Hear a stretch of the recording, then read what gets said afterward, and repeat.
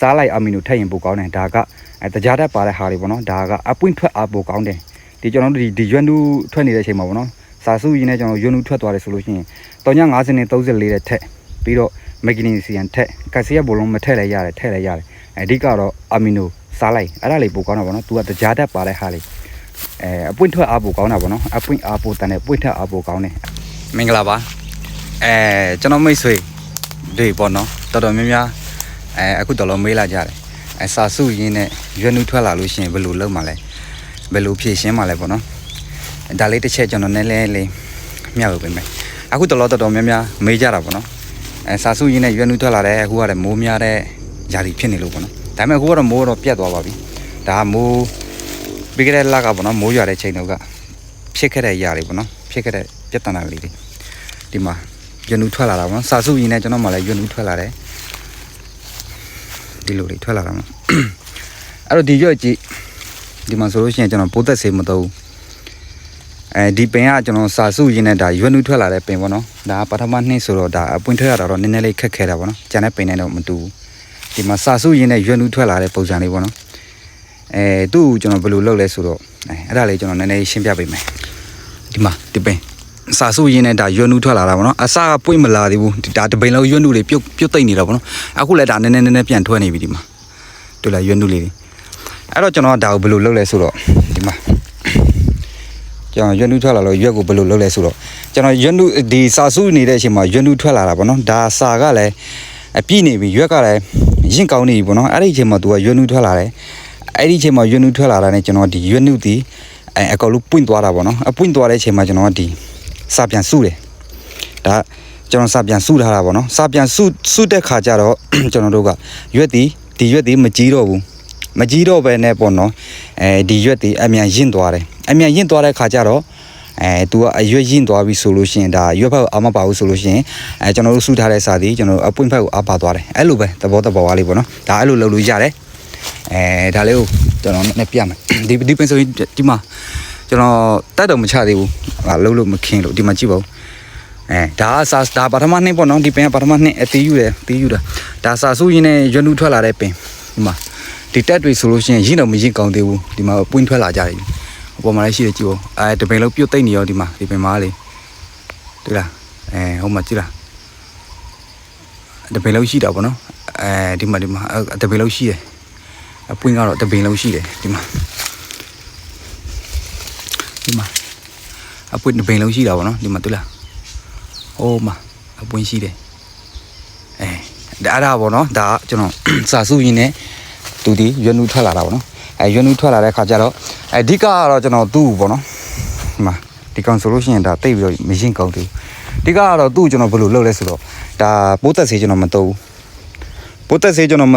စေးမတုံးဘဲနဲ့ဒါသူဟာသူဆုပ်စာဖို့ကြာထားတာပေါ့နော်ပိုးသက်စေးမတုံးတဲ့ခါကျတော့ဆုပ်စာဖို့ကြာပါတယ်ပြီးတော့ဒီရွက်သေးကျွန်တော်မကြီးဘဲနဲ့အမြန်ရင့်သွားတယ်အမြန်ရင့်သွားတဲ့ခါကျတော့ဒီမှာအမြန်ရင့်သွားတဲ့ခါကျတော့ဒီရွက်ဖက်ကိုပေါ့နော်အားမပါတဲ့ခါကျရင်ဒီအပွင့်ဖက်ကိုသူကပြန်ပြီးတော့အားပါသွားတယ်အဲ့လိုသဘောလေးပေါ့နော်အပွင့်ကတော့ပြန်ထွက်လာပါတယ်ဒီရာသီဆိုရင်ပိုကောင်းတာပေါ့နော်အဲ့လိုမျိုးလှုပ်ပြီးလို့ပိုကောင်းပါတယ်အဲ့လိုလေးလှုပ်ကြလို့ရတာပေါ့နော်ဒီမှာတပင်လောက်ရှိရပေါ့နော်ဒါကအစာစုရင်းနဲ့ရွက်နူးထွက်လာတယ်ဘယ်လိုလုပ်ရမလဲဆိုပြီးတော့မေးတဲ့သူတွေပေါ့နော်ကျွန်တော်မှလည်းအဲ့လိုပဲကျွန်တော်တို့ကမိုးရွာနေတဲ့ချိန်မှာအပွင့်ထုတ်တယ်ဆိုရင်တော့အဲ့လိုပဲဖြစ်တတ်တယ်ပေါ့နော်ကျွန်တော်စာစုတဲ့ချိန်မှာအပွင့်ဒီကိုလုံတလို့မရဘဲနဲ့ကျွန်တော်ရွက်နူးတွေထွက်လာကြတာပေါ့နော်ရွက်နူးထွက်လာတဲ့ခါကျရင်အဲ့လိုဘာတွေပြန်လုပ်လို့ရလဲဆိုတော့ကျွန်တော်စာပြန်စုပေးတာပေါ့နော်ဒီကလိုအပ်တာတော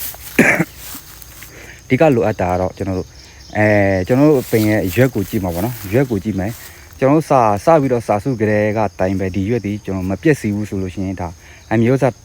ပြန်ကျွေးလို့ရတာပေါ့တစ်ကြိမ်ပြန်ကျွေးပါနဲများတော့ဘယ်လိုပြောမလဲဆိုဒီရွက်ကိုပဲကြည့်တကယ်လို့ရွက်လှတယ်ဆိုလို့ရှိရင်ကျွန်တော်အရင်တစ်ခေါက်ကျွေးတယ်လို့မျိုးပြန်ကျွေးလို့ရတယ်ဒါပေမဲ့ရွက်မလှဘူးဆိုရင်တော့နည်းနည်းရှော့ပြီးတော့ကျွေးပေါ့နော်မျိုးစားကျွေးမယ်ပြန်ပြီးတော့ပေါ့နော်ကျွန်တော်မျိုးစားတစ်ကြိမ်ပြန်ကျွေးမယ်ဒါမနေ့ကလည်းကျွန်တော်ရှင်းပြထားတဲ့ဗီဒီယိုမှာတိုင်းပဲပေါ့နော်ဒါပေမဲ့စာစုရင်းနဲ့ရွက်နူးလာရင်ဘယ်လိုပြန်လုပ်မှာလဲဆိုတာလေးကိုအဲ့ဒါလေးကိုတိတက်လေးကျွန်တော်ခွဲပြီးတော့လာပြောပြပေးတာပေါ့နော်ကျွန်တော်စာစုတဲ့ရွက်နူးထွက်လာတယ်ဒီကျွန်တော်မျိုးစားအရင်ကျွေးတာပေါ့နော်ဒီရှင်းနေဆက်လေးပဲဖြစ်လေးနေဆက်လေးပဲဖြစ်မျိုးစားပြန်ကျွေးတာပေါ့နော်မျိုးစားတစ်ကြိမ်ပြန်ကျွေးတယ်ပြီးတော့ဒီရွက်ကိုကျွန်တော်တို့စာပြန်စုတယ် စာပြန်စုတော့ဗောဒီရွက်ကိုကျွန်တော်တို့ရက်တက်ပေးလိုက်တာဗောနော်အမြန်ရင့်သွားအောင်ရက်တက်ပေးလိုက်တယ်အဓိကတော့စာစုရင်တော့ဗာလေလို့အဲ့လိုလေဒါပဲရှိတယ်လေဆေးကတော့ဒီ350နဲ့34တို့424တို့ဥပမာရှင်းရှင်းလေးပြောရမယ်ဆိုလို့ရှိရင်350နဲ့34ခက်ဆီယမ်ဘောလုံးမက်ဂနီဆီယမ်အဲ့ဒါပဲပေါ့နော်ဒါကတော့ရွက်သားတာလဲဒါပဲစာစုတာလဲဒါပဲကျွန်တော်တို့ကဒီရွက်ကတအားနုသေးတဲ့စာဒီရွက်ကိုကျွန်တော်တို့အပွင့်မလာဘဲနဲ့ရွက်နုထွက်လာလို့ဒီရွက်ကိုကျွန်တော်တို့စာပြန်စုပေးတဲ့ပုံစံဆိုလို့ရှိရင်ရွက်မရင်ခင်ပါပေါ့နော်ဒါအဲ့ဒါဆိုလို့ရှိရင်ဒါ350နဲ့34မက်ဂနီဆီယမ်ကက်ဆီယမ်ဘောလုံးထည့်လိုက်ရတယ်မထည့်လိုက်ရတယ်အဲ့ဒါလေပြီးတော့ကျွန်တော်တို့အဲ့ဒီထဲမှာကျွန်တော်တို့7346ကိုထည့်လိုက်ရတယ်မထည့်လိုက်ရတယ်တကယ်လို့ဒီရွက်တွေကျွန်တော်တို့တားလိုက်တာပေါ့နော်ဒီရွက်တွေကျွန်တော်တို့ဒီရွက်နုတွေကျွန်တော်ရင့်သွားတယ်ဆိုလို့ရှိရင်350နဲ့34ကိုဖြုတ်ပြီးတော့ကျွန်တော်တို့ဒီခက်ဆီယမ်ဘောလုံးရယ်စားလိုက်ရယ်အာမီနိုရယ်မက်ဂနီဆီယမ်ဖြုတ်ပြီးတော့7346ရယ်ကျွန်တော်တို့ဒီထဲမှာရှိတဲ့ကိုက်ခတ်တွေမှာပေါ့နော်တစ်ချိန်နှစ်ချိန်ပြန်ပေးလိုက်အဲ့ဒါမျိုးဆိုလို့ရှိရင်ပြန်ထွက်လာတာပေါ့နော်ပြီးတော့ကျွန်တော်ပြောသလိုမျိုးဒီရှိတဲ့ထဲမှာရှိတဲ့တက်တွေပေါ့နော်အဲ့ဒီတက်တွေကိုကျွန်တော်အမြန်ချပေးအတက်ကဘယ်လိုတက်လေးလဲဆိုတော့ဒီမှာဒီလိုတက်လေးတွေပေါ့ဒီလိုတက်လေးတွေတကယ်လို့ဒီထဲမှာဒီလိုတက်လေးလေးရှိနေပြီဆိုလို့ရှိရင်ဒါအမြန်ချပေး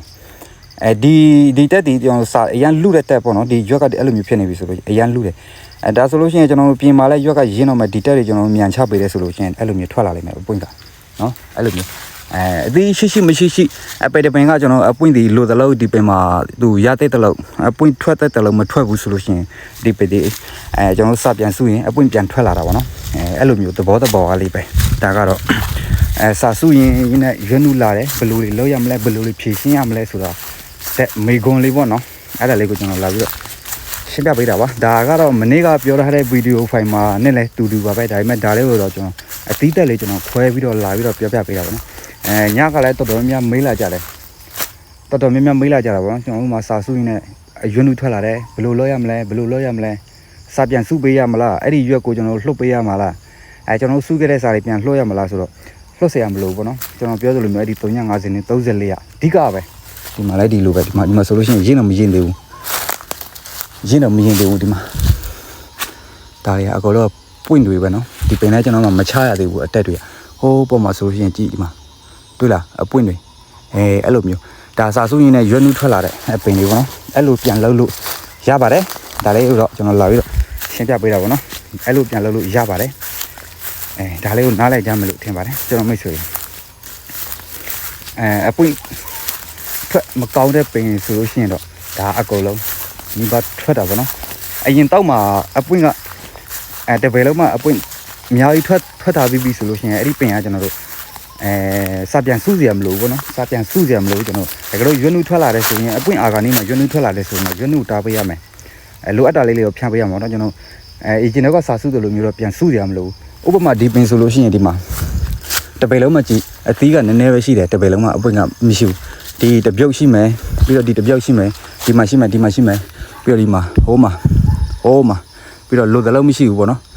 ်အဲ့ဒါမျိုးဆိုလို့ရှိရင်ကျွန်တော်တို့စပြန်စုပေးလို့ရတာပေါ့နော်ဒါဆိုလို့ရှိရင်ကိုယ်ကဘယ်လိုထားခြင်းလဲဒါကိုထားခြင်းတာလားဒီဟာများတဲ့ဒီဟာကိုထားလို့ရတယ်ဒါကြတော့ဒီဟာကိုဖြုတ်ပြီးတော့အပွင့်ထားမလားရတယ်အဲ့လိုမျိုးလေးရတယ်ဒီမှာဆိုလို့ရှိရင်ဥပမာအနေနဲ့ကျွန်တော်ပြမယ်ဒီမှာဆိုလို့ရှိရင်ဥပမာဒီကိုင်းမှာဆိုလို့ရှိရင်ကျွန်တော်၄-၅လောက်ယူလိုက်မယ်ဆိုလို့ရှိရင်ဒီကိုင်းကြီးမှာကျွန်တော်မယူလဲရတယ်အဲ့ဒီပွင့်နေကျွန်တော်ခြွေလဲရတယ်မခြွေလဲရတယ်ပေါ့နော်ဥပမာအနေနဲ့ကျွန်တော်ပြောပြတာတကယ်လို့ကိုနောက်ထပ်အပွင့်ပဲယူမယ်ဒီသီးကိုမယူဘူးဆိုရင်ခြွေလို့ရတယ်အဲ့လိုမှမဟုတ်ဘူးဆိုလို့ရှိရင်ဒီသီးပဲယူမယ်နောက်ထပ်အပွင့်မယူဘူးဆိုလို့ရှိရင်ခြွေလို့ရတယ်ကျွန်တော်ဒီတပိန်ထဲမှာဘယ်နဲ့တော့ယူလို့ရတယ်နှစ်တုပ်ကျွန်တော်ယူလို့ရတယ်ဒီတကိုင်းထဲမှာကျွန်တော်တစ်တုပ်တည်းယူတာပိုကောင်းတယ်ဒီသီးဒီကျွန်တော်တို့ဒီပွင့်ဒီအားတဲ့ခါကျရင်ဒီသီးကြီးသွားတဲ့ခါကျရင်အဲ့ဒီပွက်တွေကျွန်တော်အဲ့ဒီဟာတွေကကျွန်တော